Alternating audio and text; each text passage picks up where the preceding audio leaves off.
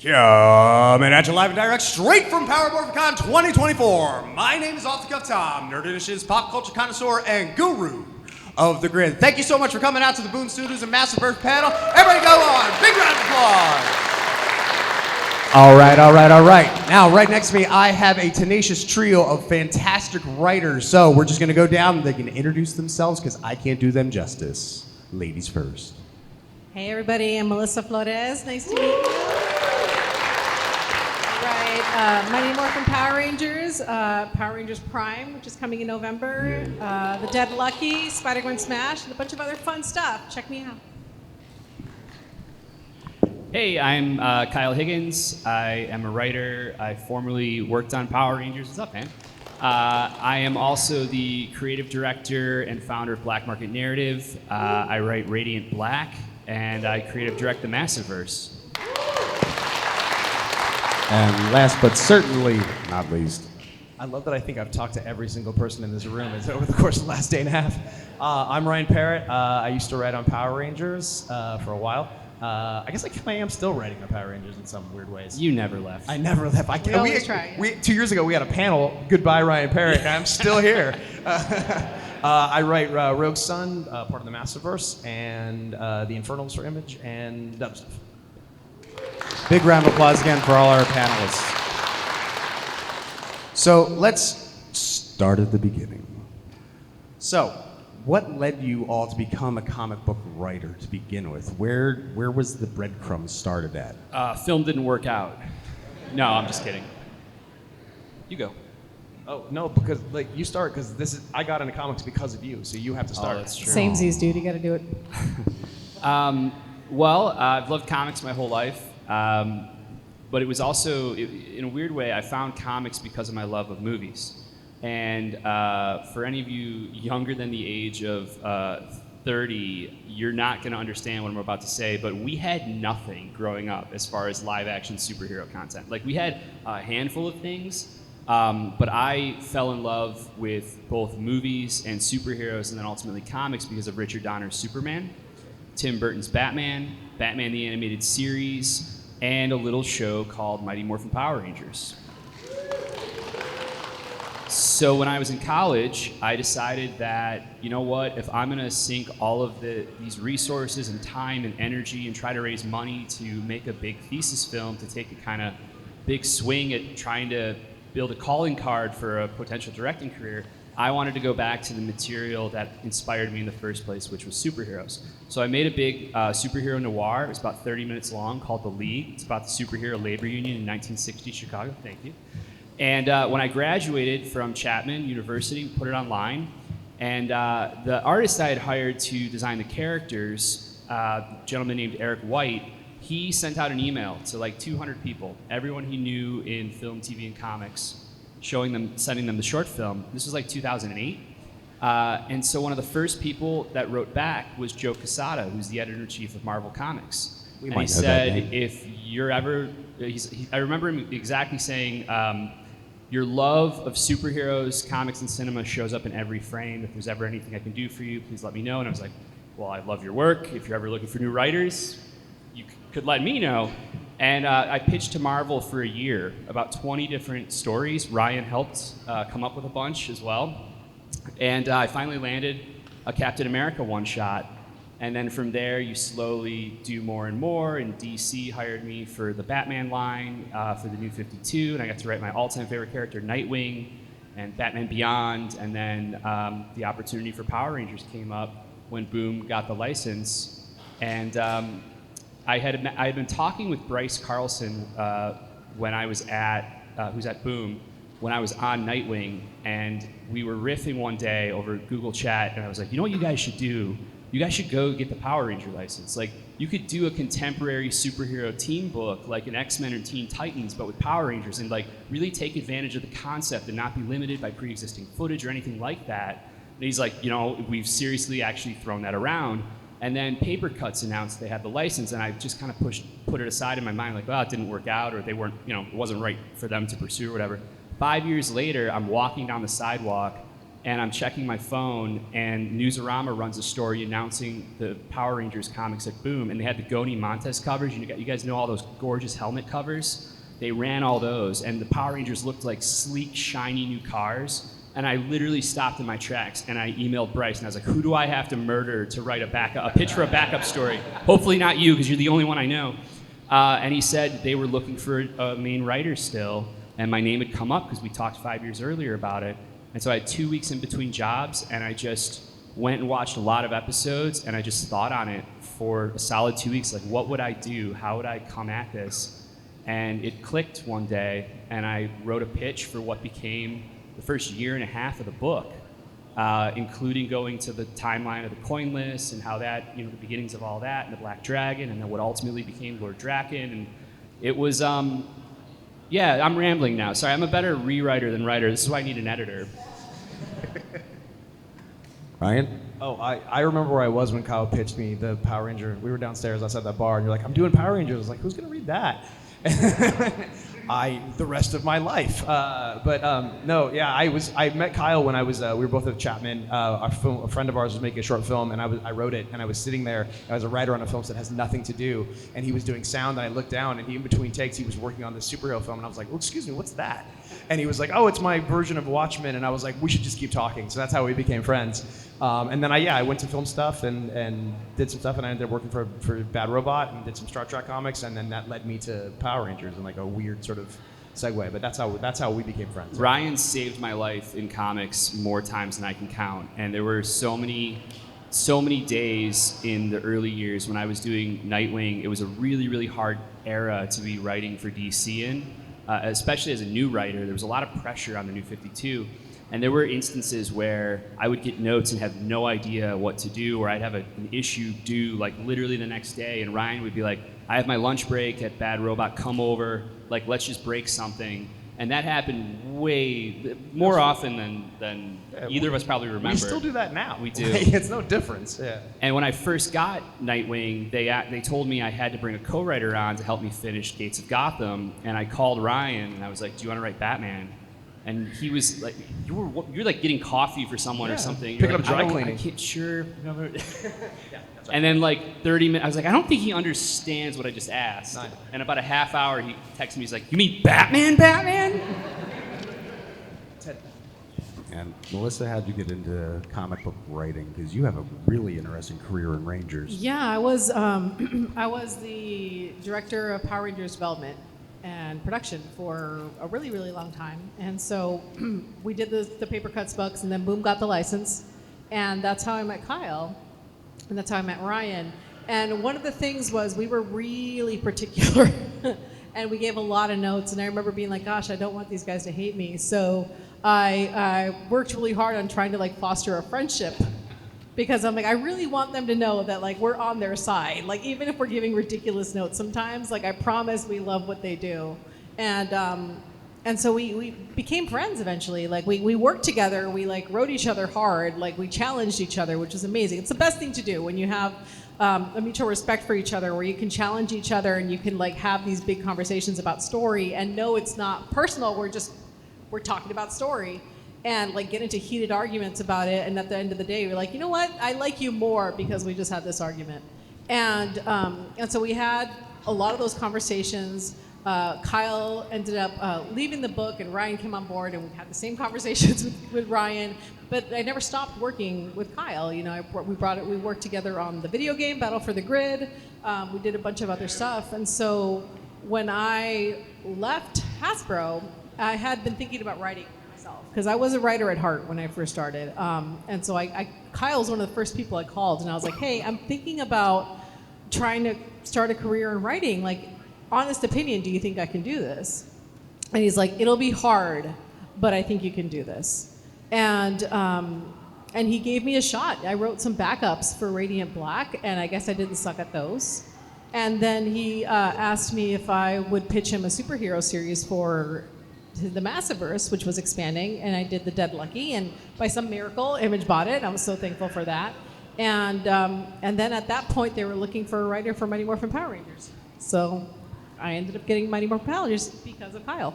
So Well, no, you did it. You got it because your work is very good. Yes. thank you. Like that's fundamentally like that's people can create or give opportunities, but if you can't deliver, then none of it really matters. And it was very clear from very early on that not only was your story sense fantastic, but I remember you did a sample script for something else and sent it to me, and I was really impressed on the first one. I just remember us having lunch, and I bought you a notebook. A notebook and a pen. That's my like parting gift. You want to be a writer? Here you go. Here's a notebook and a pen. I never got a notebook. Yours is in the mail. Thank you. Tom, at this rate, you're going to ask 2 questions. Yes. Hey, Sorry. I'm fine. I love hanging out with you guys. You guys know that. But you know what, Missy, you said something very poignant. When you guys each started to pen Power Rangers, what were the do's and don'ts? What was in the Bible? What wasn't in the Bible? Okay, well, I'll tell you my favorite note I ever got. I hope I Don't didn't do it. I don't know who, I think it was you. I don't know who it came from. It's my favorite note I ever got. So in issue 0 of Power Rangers, there's a scene where the kids show up at school and they're in the parking lot of school and everyone's saying hi to each other. And there's this beat where Trini comes up and goes, Jason, and he turns and goes, oh, hey, Trini. He goes, happy Monday. And she says, yeah, you know, we have this AP test today, like, you know, like they hadn't studied. And it's like the day the book's going to the printer, and I get like the last notes on it. And there's this note that Jason can't say happy Monday. Why? I don't know. I don't remember that note. And I was sitting there and I was reading it. And first of all, I'd been doing comics long enough to know it's like there was this is a hill someone has chosen to plant a flag. And I don't know why. Is it a Garfield thing? Is it just a Mondays thing? Like, I don't know. He hates Mondays. What's the note behind the note? And Edgar Pastrin, who... Edgar Pass, an unsung hero of the Power Ranger Yes. comics. Absolutely, like worked on every issue when he was at Boom Studios. Fantastic. Yes. So we were at the holiday party, the Boom holiday party that year, and the people at Boom introduced me to Edgar, and I was like, okay, I gotta ask you. I was like, what was the note? And he's like, I know. He's like, I fought it too. I couldn't believe. He's like, because they like school. I was like, okay. And he goes, so happy Monday. It was like sarcastic. I was like, dude, it's words in a bubble. Like, I don't know what you're reading into. Do you not like Mondays? Like, I don't remember that note, but I'm not surprised we gave it. Can we get that on a T-shirt? It's words in a bubble. Let's get that as a T-shirt or something. So, Ryan, what was your favorite note that you got? I didn't get notes. No, I'm kidding. I know you have notes. We've talked about this. I am a little jealous that Ryan and you now also writing, like, there were things that we definitely couldn't do. I was not allowed to touch Eltar or Zordon whatsoever. Okay, cool. Now I can say that because I've told people here that story, but then I'm like, don't tell anybody about that. So Kyle brought it up. So I can say, yeah, Kyle was very specifically told Eltar was sort of off the table, and then when it went from Saban to Hasbro, I was like, can I do something with Eltar? And like, yeah, sure, whatever you want to do with it. And I was like, oh, okay. He pitched thanks. me the Zordon or the Eltarian War, Eltarian. and I loved it, and then I was equal parts was very madly annoying. jealous. Yeah. He was like, yeah, sounds great, man. Thanks. That's awesome. Keep doing that. Yeah, I've been the most spoiled out of all of them because I was the person, like, all the notes weren't mine, but I was the person giving, like, some ridiculous notes, some fair notes, I think, but a lot of ridiculous notes, and so I felt really bad. But by the time I got to write the books, there was no me, so they're like, yeah, sure, that's cool. They're like, you know, so it's been a much different journey for me, and I feel very bad. So one of the great things that, you know, because you started to become so liquid with what you were able to work with, you've invested and invented so many new Rangers that are comic book exclusive. What was that like? What is the development of that? And, you know, especially with, you know, not just the story, but the art direction and having such an international art team. How does that all come into play? Is that for all of us, or is that? Yep, whoever goes first. It's a lot of fun, to be honest. You know, when I first got involved on the books, I had a passing familiarity with the fandom. I had been a really big fan when I was 8. I had been to, I don't know if I'd been to Morphicon yet. I think I was. Like I went the first year I was on the books, so I'd only done a few issues. In my original pitch, one of the things that Boom said to me from the jump was, when you're coming up with this pitch, everyone at Saban is really excited about this, and they are open to like a lot of cool stuff, including like alternate timelines and all this neat stuff, like staples of superhero comics, right? And so in my pitch, I built the first year around the idea of, if Power Rangers is about the strength and power of the friendship, if Power Rangers is about the strength of friendship and teamwork, I want to explore what it's like to join a team through the lens of someone who's joining it. So Tommy joining the Power Rangers, if you all remember, after Green with Evil, like the next episode, he's a full-fledged member of the team. And I looked at that and I said, there's a story there. Like, what if we deconstruct that and decompress it, and now we're looking at, how does Tommy feel about joining this team, considering what he just did? He was brainwashed, of course, by Rita, but like, how does he feel joining this? Does he feel inadequate? Does he feel like he belongs? Does he feel like he deserves this? And what does the team think of Tommy? He just spent 5 episodes trying to kill them, right? Sure, it wasn't by his own doing, but still, like, there's interesting dynamics to unpack there. And so the idea of the first year was kind of like Green Ranger year 1. And so ultimately, the idea of the third story arc, which became the world of the Coinless and Lord Draken, that was structured from the get-go around this idea of, for Tommy to feel like a full-fledged member of the team by the end of this year-long story, it became like a year and a half, he needs to conquer and overcome his greatest fear. So we manifested that in a cautionary tale. What's the greatest threat that you could think of for Tommy? Well, what if he never left Rita's side? What if the spell was broken and he chose to stay with her? And that became Lord Draken. So I say all that because the original pitch was that the Black Dragon Zord, which was like the dark evil Zord from another timeline, you don't know that for the first couple issues, where the Black Dragon is from, right? Originally, the pitch was, the reveal was going to be, it's like an evil White Ranger. It's just the White Ranger, but he's dark in this other timeline. And as we started working on it, I know it was you, but also Jason Bischoff, who's sitting here. Jason, no, you had a really Where's good Jason? note on Hi, it. Jason! Everybody, please give a round of applause to Jason, please. A lot of this wouldn't have happened without him. So we were going down that path, and one day I got a note from Boom, which was, hey, Saban really thinks it would be a good idea to design this character to be a new Ranger. There hadn't been a new Power Ranger in Mighty Morphin for 25 years. And I didn't understand. I didn't initially understand what the draw and the appeal would be, but that was Jason. And so as we built out the backstory of like, how would the Draken powers work? The green powers in conflict with the white tiger powers, and then Jamal. I got really nitpicky about that, yeah, I remember. Yeah, but we really figured it out. And then Jamal Campbell, our incredible cover artist, Jamal started working up designs, playing with that idea of the merging of the powers, but the powers also being in conflict, and Draken having these veins, and things kind of being at bay because this is an unnatural alliance between these forced coins, right? And then that became the Draken design. And so it all stemmed from story, though.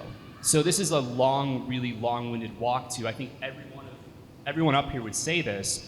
It was never about creating original Power Rangers just to create original Power Rangers. It was coming out of a reason, a story reason. And what does each one of these original Rangers allow us to explore or say about Power Rangers as an idea, as a concept, as a team? Well, let me take off the next 4 questions. Thank you. I really wanted to make a cat a ranger. Thank you. You know, Ryan knows I absolutely love Yale, so I'm just saying. I just thought that'd be a nice segue from his really profound answer to me, like, I like cats. No, I think the fun thing, this is sort of like... Talk about the Omega Rangers. Yeah, that was my... Yeah, I'm gonna answer it seriously.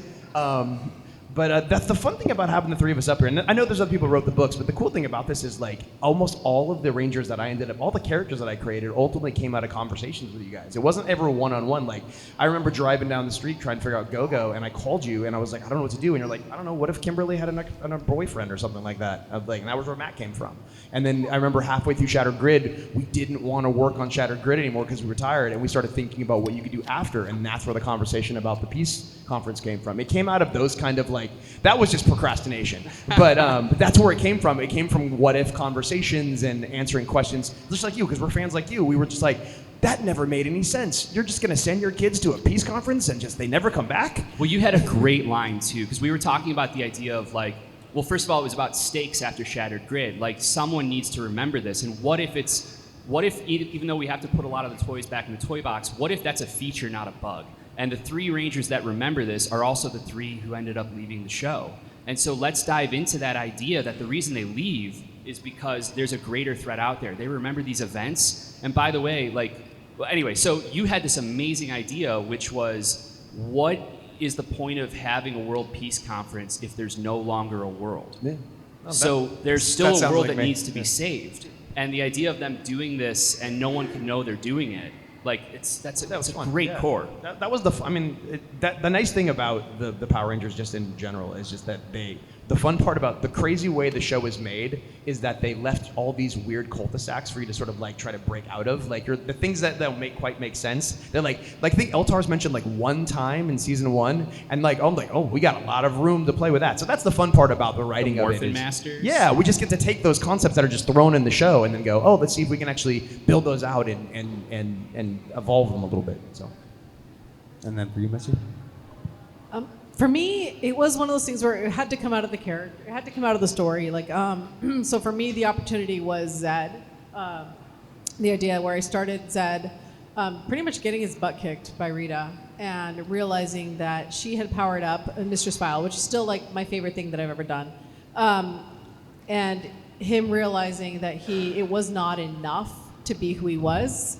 He needed to be more, and the only thing he could think of was to become a Power Ranger. And then, once he became a Power Ranger, being like, oh crap, now there's responsibilities and stuff. But yeah, it was one of those things where by the time I got to it, it was kind of like an expected kind of thing. But I really wanted to make sure I felt like it came out of the character. It made sense, and I just was really lucky because Dan Moore designed a really cool outfit. And so. Gotta love Dan's designs. One thing that I do remember this, when Kyle brought up Shattered Grid to me, he's like, I want you to do Go-Go into Shattered Grid. I was like, that makes no sense. It's in the past. Let's not add time travel to an entire story about different dimensions. He's like, Kimberly's available. And I was like, all right. Ranger Slayer will do it. I'll do that. So that's how he sold me. So, speaking of powering up, now outside of the Boom Comics, we also have the whole Massiveverse. Now, who's here familiar with the Massiveverse? Okay, You guys are amazing. Thank you so much. Seriously. We got some who are, some who aren't. So let's just go down real quick and let's talk about their characters and their big books that they have. So, I think Kyle should start because he started the whole thing. How many people have not heard of the Massiveverse? It's okay. I just want to give some context. Yeah? Okay. So the Massiveverse is what we started building. I started building after I left Power Rangers. And look, it's amazing to play with all your favorite toys, all the characters and properties that you grew up loving. And I've been incredibly fortunate in my career to be able to do that. But at a certain point, there's a part of you that feels a bit unfulfilled when you're creating worlds for other people. So the idea for the Massiveverse, which kicked off with my book Radiant Black, was about building a new version of a creator-owned superhero universe. And it's a collective, so we do it together. Everyone owns their own book with their co-creator, their artist collaborator. They're all edited and designed by the incredible Michael Basudel, who runs the Ranger Danger podcast. shout out to Michael. And the core books are Radiant Black, which I write and co-created with Marcelo Costa, Rogue Sun, which Ryan Parrott writes, and he co-created with the artist Abel, The Dead Lucky, which Melissa does with French Carla Magno, and Inferno Girl Red, which, speaking of the Ranger Danger podcast, Michael's other half, Matt Groom, Hi, Matt. writes and co-creates with Erica D'Urso. Radiant Black is what kind of sparked it all, and I like to describe it as Power Rangers with adult problems. It's both a love letter to the types of superhero stories that I loved and especially when I was a really big fan, feeling like there was, how do I put this? It's tough as a creator because part of the barrier to entry is you kind of give up some of your fandom. And I felt like there weren't superhero books out there that excited me in the way that books used to excite me when I was a reader. And so I wanted to find a way in the 2020s to build a superhero series and then a collective of superhero series that brought a little magic back into the world. So one of the things that we really pride ourselves on is that all the books take really crazy swings and we play with the medium quite a bit. So like, for example, in Radiant Black, all the superpowers come from miniature black holes. So we'll do these issues that take place entirely inside these existential black holes, and we'll do the issue entirely with fluorescent Pantone, so the whole book is a blacklight comic. If you come to my table later today, like I'll sign the books for you in invisible ink, and we have little radiant blacklights here so you can actually see the signature, right? We'll do secret animated short films that are in universe with the comic, with Will Friedle from Batman Beyond voicing Radiant Black. There we go. So you'll read the comic and all of a sudden there's a QR code and you scan it and there's a 5.5 minute full cartoon for Radiant Black. So I guess that's kind of like the general shape of it all. And then we do things like I have another book called No One, which is like kind of the Batman book of the line. So it's a true crime superhero series. And what's really special about it is that two of the characters in the book are reporters who are talked into starting a podcast by their newspaper, chronicling their investigation into No One, this Batman-type figure. So we actually made that podcast as a scripted audio series for every issue with Rachel Lee Cook and Patton Oswalt voicing the two reporters. Walter Jones, Zach Taylor plays a prominent part in it. Azim Rizik, another Power Ranger, is in the audio series as well. And just a few weeks ago at San Diego Comic-Con, now that the book and the podcast have wrapped up, we released a surprise live-action trailer that announced that the story is actually continuing, and we're making a found footage feature film that I'm directing. And it is thank you. This one is actually Ryan's fault. So the movie is designed as a documentary. The hope is that everyone who voices the characters on the podcast will return and play the characters in front of the camera. It's being produced by Steven Schneider, who did Paranormal Activity, Insidious, Late Night with the Devil. And because it's designed as a documentary, it's both an adaptation of the comic and podcast as well as a continuation of the story. So when I say trying to bring magic back into fiction, that's kind of what I mean. You know, really kind of pushing the boundaries on what superhero comics can be in the 2020s. So everybody has contributed because it is a whole collaborative. Now, Ryan, you have Rogue Sun. Tell everybody about Rogue Sun. Yeah, okay. 4 minutes or less. I'm going to try and make it quick. Kind of what he said was interesting. It's like, you know, we kind of tried to go. I grew up I think I was like 13 when Image started. And I think I bought every single Image book. I bought like Glory and Troll, like those kinds of books. And so I love that. I love the idea of being able to do a superhero at Image. I still pinch myself that I can't. It's weird that it's in the same universe. But yeah, Rogue Sun is basically about this kid named Dylan Siegel. He's can I swear? No? Yeah. He's an asshole. And he's not a good kid, but his dad left when he was a baby, and so he finds out his dad's passed away, and he goes to the will reading and finds out that his dad was actually a superhero and has a whole new family but has somehow left him his parents, his dad's superpowers. So in order to become a hero, he has to learn about the guy he's hated his entire life. And it's a father-son story. It's weird. It's like goth. It takes place in New Orleans, so it's like a gothic superhero kind of. Rogue Sun looks like a night that's on fire. That was actually what I told the artist. That's what he did. I never gave him a note. It was great. But it's a really fun book. We try some different stuff. We do a choose your own adventure with the 7th issue, and the 12th issue we did a flip book where it's like the narration's different for each character. So we try fun stuff. But like, I think it was just like what Kyle said. It was like trying to find something that's not like, I like The Boys. I think The Boys is a great show. But we want to do something that was like, that's not sort of subverting like what's evil Superman or what's evil Batman. We wanted to try and actually make superheroes that are sort of like organic and that are sort of taking the themes that we like as opposed to riffing on the heroes that we love. And they all have like a heavy tokusatsu influence and an aesthetic influence for sure.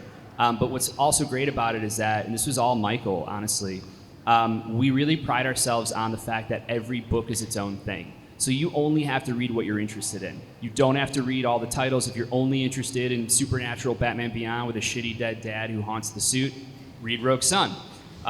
If you're interested, You're my demo, guys.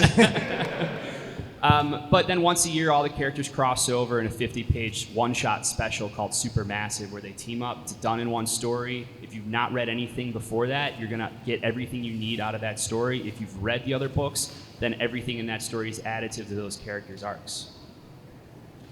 Is he Dead Lucky? Yeah, so I read The Dead Lucky, and The Dead Lucky takes place in San Francisco. It's about a character named Viviana Lopez Yang. She's half Chinese, half Mexican, and she's a soldier who lost her squad in a really horrific way in Jordan, and then comes home with a lot of PTSD and being haunted by electrical ghosts. And decides that she doesn't want to deal with her PTSD and she doesn't want to go to therapy. And instead, she wants to be mad about the fact that a company called Morrow has basically privatized San Francisco and is trying to run the city for profit with these big robots. And she's like, yeah, no, I'd rather do that. I don't want to go to therapy. I want to fight robots. So she uses her electrical ghost friends to possess a bunch of robots and essentially bring her squad back in robot form and fight Morrow and try to get them out of her city.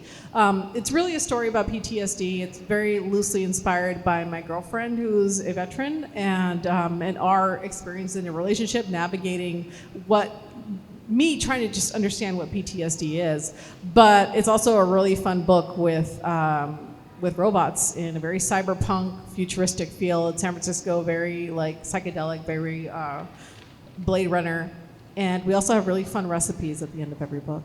That's a mix that Sandra actually writes that are Mexican, Chinese, barbecue fusion recipes. And we also did a really cool theme song with a music video. So check that out on YouTube. So fun. So what is one of the biggest lessons that you've learned from doing the big, Mighty Morphin and so on that you have brought over to your new projects? You were kind of confined it in what Hasbro or Saban were doing to what you're doing over here, Black Market Narrative. Well, I guess what I would say with that, I don't know that it's necessarily a lesson other than the fact that the longer you do anything, you're going to get better at it. So I feel incredibly grateful and thankful to have been able to write on all my favorite characters, even when the books were challenging, where the stories are things that I look back on. It's like, man, I wish I could do that over.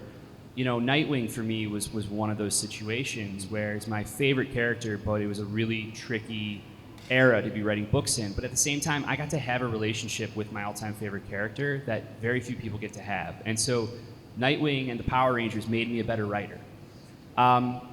I would say, though, that fundamentally the cool thing about working on existing characters is that there's foundation there. And sometimes it can feel like it's the illusion of change, which is what Stan Lee always says. It's about the characters never really change, and sometimes it can feel like the characters are just action figures on a chessboard that you're moving around in a game that never ends. With creator-owned comics, in particular something like the Massiveverse, everything matters. So in Radiant Black, there's a responsibility in doing a book at Image Comics, especially I feel like an original superhero book, to take really, really big swings. And Radiant Black, I don't want to spoil it if you haven't read it, but we kill the main character in issue 4. The annoying best friend then takes over, right? So that's something that would be really tough to do on Spider-Man. That's something that'd be really tough to do on Power Rangers. But there's a responsibility there to push the envelope narratively and try to do things that are different and unexpected. Work with your friends? And that sounds obvious, but I mean that.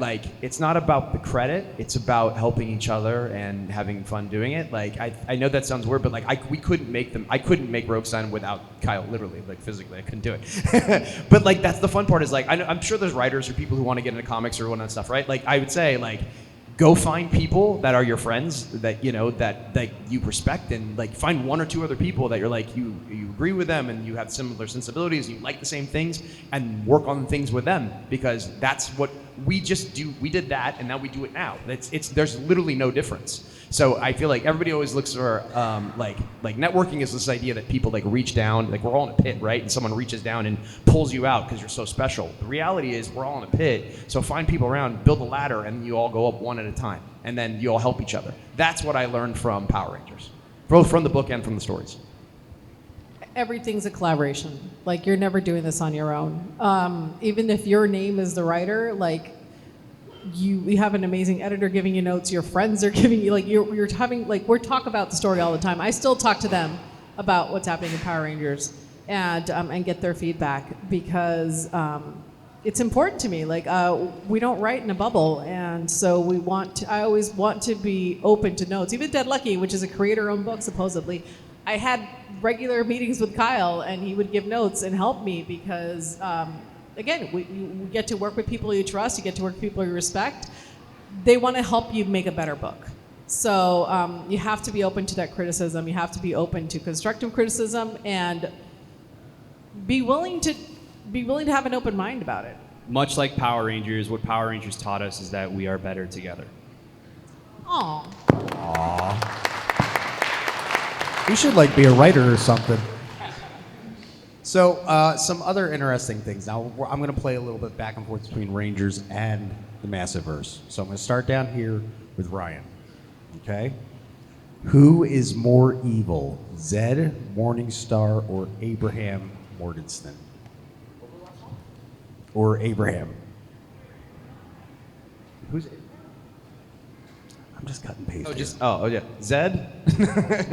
Okay. But he's complicated. If you read the book, he's complicated. Yeah, we'll get to that. Yeah. No, Zed's fun. I find Zed to be a fascinating character. I keep thinking about the crazy thing that, like, when I was like 12 watching that show, like, if I could go back and be like, hey, you see Zed? You're gonna come up with who that guy is. You're gonna have the whole origin story. Work on it. That's crazy to me. And it was an amazing story. Thank you, I man. can tell Appreciate you it. All right, now Kyle, with the Catalyst War being the pace setter for the Massiverse, how game-changing is this going to be? Is it going to be Shattered Grid level? I mean, that was the intention. For those that don't know, the story we're in the midst of right now, we're wrapping up the final 2 issues of. It's kind of Shattered Grid for Radiant Black and the Massiverse in the sense that the scope is huge, but we're doing part of the reason the scope is so huge is that we've done something that no one's ever done in comics before, and I don't really say that lightly.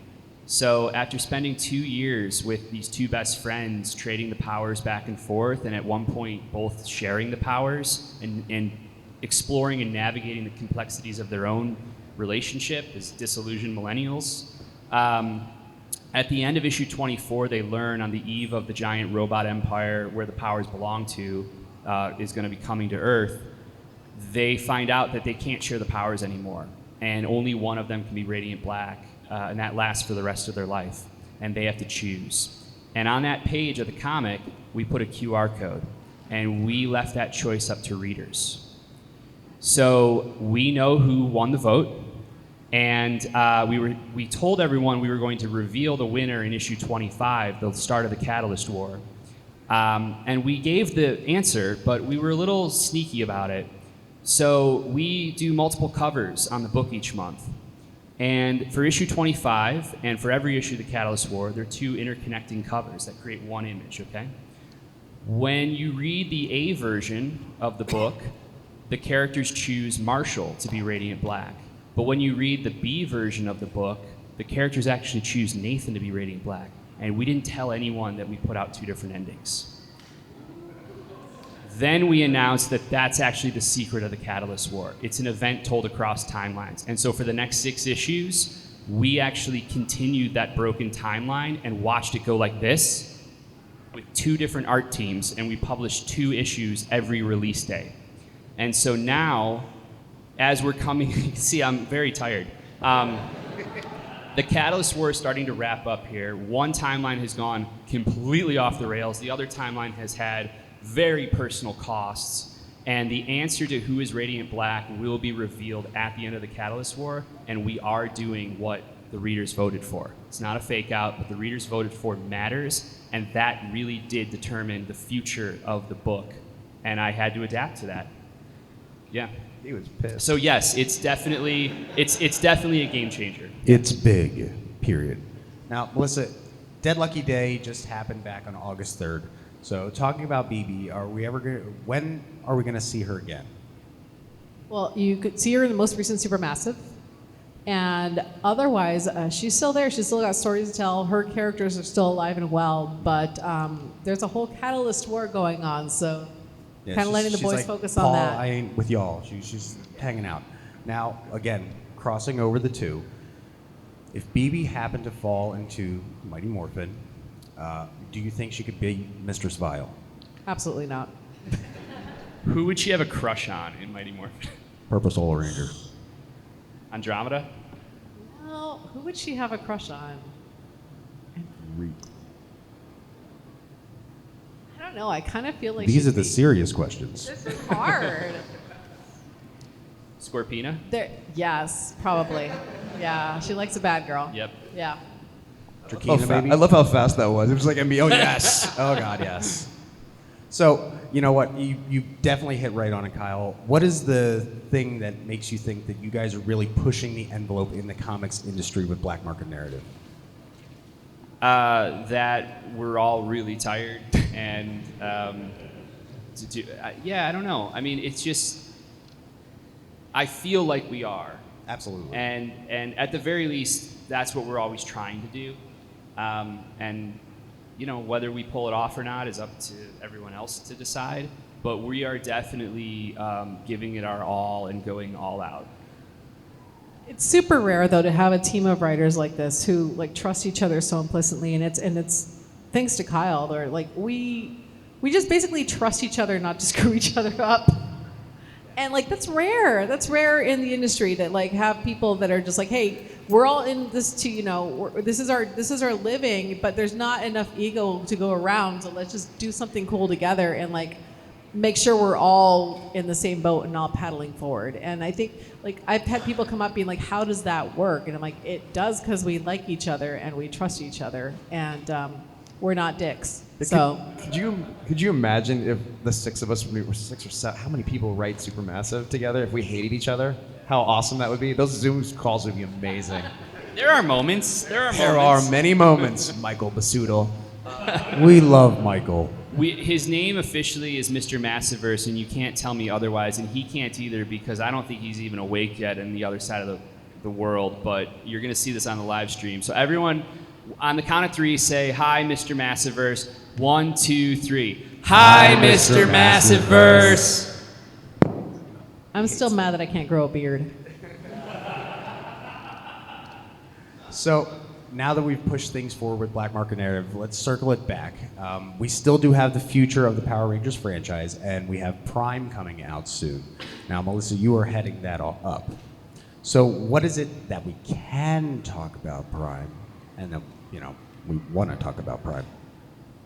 So one of the most amazing things, and one of the most special things about Power Rangers when we were all doing it is, but also one of the biggest constraints was we had to put the toys back in the box at the end of every run. And Darkest Hour, controversially, kind of shook that up a little bit. And so Prime, the toys are out of the box. Like we get to do something brand new. It's the first time I think we get to truly just say, okay, we don't have to worry about continuity. We don't have to worry about canon. We can just make a cool ass Power Rangers story, and we don't have to be limited to Mighty Morphin. We don't have to be limited to anything. We can create new characters. We can use characters. So like our lead Red Ranger in Prime is Lauren from Samurai. And we get to do some really cool stuff with Lauren. Her background, has changed a little bit. We get to change based on the world that has been built. We get to create characters and how they live in it. And so you're going to see characters from the entire zeitgeist of Power Rangers, but also really fun new characters that like were made to live in the world. Like you're going to see characters from Aquitar. You're going to see, a Megaforce character. You're going to see a bunch of different characters. You might see some really characters like, I mean, I've told them about that, like, you will not see coming. That I think Kyle got mad when he found out. So it's very cool, and I'm really excited, and the issues look so good. Like, we're so lucky with our art team, and if I got to make my own season of Power Rangers the way I wanted to make it, it would be this book. Now, are we getting some of our friends from Hyperforce back as well? I can't tell you. NDA, she can't say. That's not a no. I'm only on this panel to get Prime information. Let's Yeah. go. Give me some more stuff. Well, let's not just talk about Prime. I know you down there are hopping to get into another book. Oh. Bad pun. Yeah, I'm doing a Yusaki Ojimbo Power Ranger crossover. I don't know when it comes out. Do you know? I don't know. I think it's next month. Internet, folks. Internet. Someone help me. Yeah, that sounds right. Thank you. It's October. October? Yeah, we'll go with that. Thank you, guys. Yeah, no, Boom called and they were like, "Hey, the Turtle Rangers are fun, but do you want to do Usagi?" I was like, "Absolutely, it'll be so much fun." How many people have written Usagi? I think like 6, maybe. Yeah. Yeah. Some numbers. If I'm not saying that you're going to do this or anything, but if he did become a Power Ranger, would the ears be an extension off the helmet, or would they be folded up? Okay, if I made him a ranger, wouldn't that just be? I made everybody a ranger. That's like my thing. That's the one people think like, "Hey, Ryan." Yeah, but not you haven't done a rabbit. I haven't done a rabbit yet. Yeah, we'll see. I mean, it would. We'll just have to find out. Let those ears Just flow, let man. it You could flow. Doggy Yeah. Kruger it, you know, like, I could never figure out how the nose... Doggy Kruger's nose? They- Yeah, Doggy you and me both. Yeah. But yeah, that comes out and that'll be fun. It's a 40-page one-shot. It's a lot of fun. I think the preview just came out yesterday, so there's some stuff about that. Sean, is it Marky? What's his last name? The artist. He's amazing. I'm sorry I don't remember your last name right now, but I love his art. It's got a very cool Dragon Ball Z feel to it, and it's a lot of fun. And it's really cool when you get to work with an artist like that. You just like, I stopped like writing. I was like, just have fun. Give me some cool action stuff. He does this amazing moment where like, oh, actually I can spoil it. Can I do that? Yeah, sure. Like the Green Ranger is like swinging at Usagi, and it's just like ding, ding, ding, ding. And I was like, that's exactly the best. I don't know if that makes sense, but it's like an 8 hits in one panel, which I thought was really fun. Anyways. Sorry. It's wonderful knowing that you have people that care about this franchise as much as everybody does out here, and they are doing their best to keep it going for everyone. Big round of applause, everybody up here on the panel. All right. And just to go down one more time, where can we find you guys all at? So we're all next to each other. Are we 15? Well, no, not just 5? here at the but in the world and the internet stuff. Oh, well, first at the show. This is where we live, Tom. This is where we live. You live in here. We're 513, 511, 513, 515 booths at the show, and then online at Kyle D. Higgins at Black Market NAR. You sign up for our newsletter. Honestly, that's the best place to get all sorts of news and updates. And we're doing a big Radiant Black audiobook with Will Friedle and Ryder Strong and Troy Baker and just this host of amazing cast. So that's where we're announcing everything. So you can go to blackmarket.la, which is our website, and you can sign up for the newsletter there. And just to say, I know we said it 3 times, but thank you guys so much for reading any Massiverse Yes, book. thank you. We love Power Rangers, and it's easy to go Power Rangers because you know you like it. But trying something new and putting your money down is really, really, really hard, and I really, really appreciate it. Thank you Yes, so much, thank you. really. And Ryan, where can we find you? Oh, I'm on online? Twitter at that Ryan Parrott, 2 R's, 2 T's. And Melissa? Misty_Flores on Instagram and Twitter. And also, check out the Nacelle booth, because I also write Biker Mice from Mars. Yes. And they have their toys are fantastic. So check out the Nacelleverse. That's another book, another series I'm writing. Really fun. If you like Power Rangers and you like buff mice who may or may not have been on steroids, like, please check out Biker Mice from Mars. That's the shirt we need. Do you like buff mice? Would you, if they became Power Rangers, you'd leave the arms out, right? What? Yes. Yeah, you got to show off those guns. And for myself, folks, like I said, my name is Off the Cuff Tom. You can find me on Nerd Initiative's YouTube. You can find me on the internet. Big, huge round of applause for everybody up here today. Just thank you all very much for coming out. It's an absolute pleasure. Enjoy the rest of the show. Have fun, everybody. Also, go mob Jason. He's amazing. He does really cool shit.